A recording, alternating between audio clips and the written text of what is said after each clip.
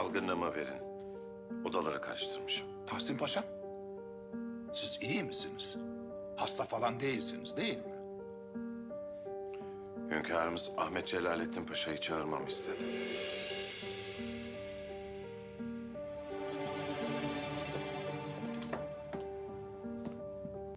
Ahmet Celalettin Paşa mı? İşittiniz paşam. Niçin? Ötesini söyleyemem, emir böyle. Ben emri yerine getirmeye gidiyorum. Müsaadenizle paşalar.